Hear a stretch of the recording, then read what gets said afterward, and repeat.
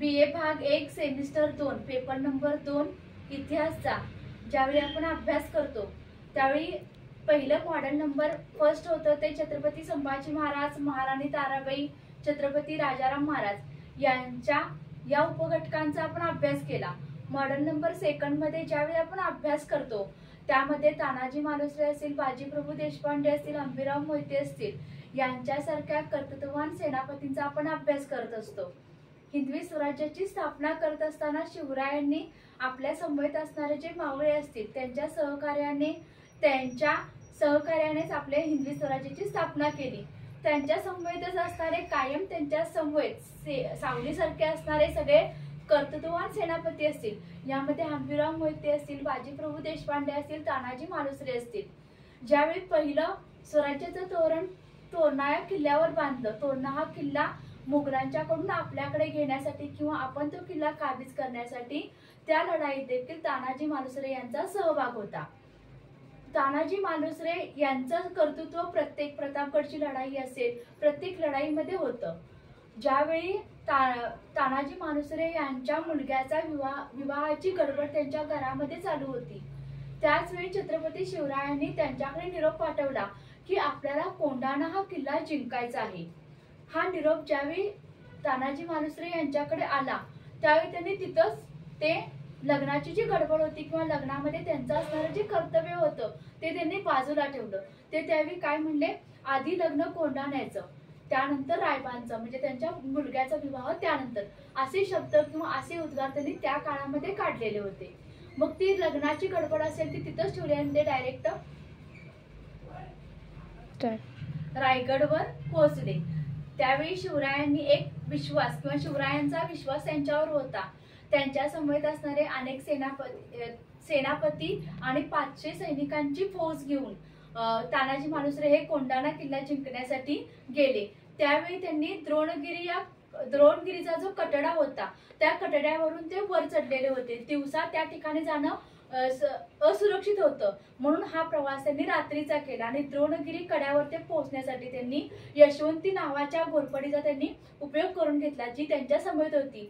त्या घोरपडीला त्यांनी वर टाकले आणि त्याच्या शेपटीला त्यांनी दोर बांधला। त्या घोरपडीला दोर बांधून त्यानंतर त्यांच्या समवेत असणारे 500 आपले मराठी सैनिक ते वर चढले आणि त्यानंतर त्यांनी मोगलांशी सामना केला।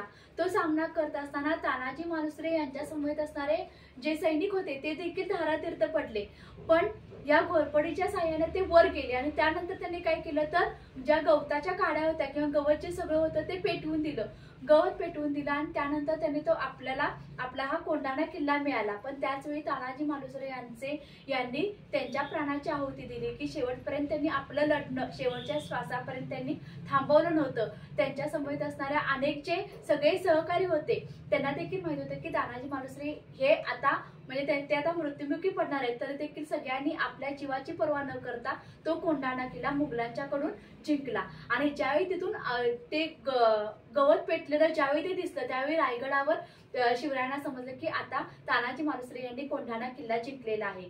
4 फेब्रुवारी 1670 हा तो दिवस होता।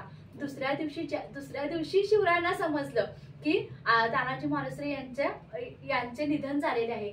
त्याच वेळी शिवरायांच्या तोंडातून पडलेले वाक्य होतं ते म्हणजे गड आला पण सिंह गेला, म्हणजे सिंहाची उपमा किंवा तानाजी मालुसरे यांच्यावर असणारं छत्रपती शिवरायांचं प्रेम आपल्याला या वाक्यातून दिसतं।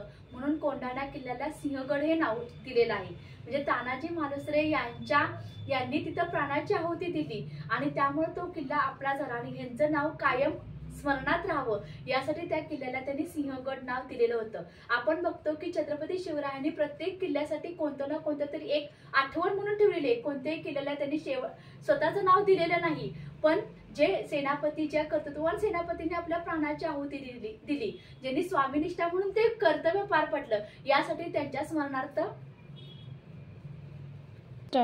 त्यांनी प्रत्येक किल्ल्याला नाव दिलेलं आहे। म्हणजे आपण तानाजी मालुसरे यांनी केलेली कामगिरी असा ज्यावेळी प्रश्न येईल त्या आपल्याला ही सगळी माहिती लिहायला पाहिजे। त्यानंतर सिंहगड किंवा कोंढाणा किल्ला कोणत्या दिवशी जिंकला तर 4 फेब्रुवारी 1670। त्यानंतर कोंढाणा किल्ला जिंकण्यासाठी कोंढाणा किल्ला जिंकण्यासाठी कोणी प्राणाची आहुती दिली, तर तानाजी मालुसरे. असे ऑब्जेक्टिव्ह टाईप प्रश्न देखील आपल्याला या उपघटकावर येऊ शकतात. तानाजी मालुसरे यानंतर दुसरा आपला उपघटक आहे तो बाजीप्रभू देशपांडे यांचा आपण नंतरच्या लेक्चरला अभ्यास करणार आहोत. Have a nice day.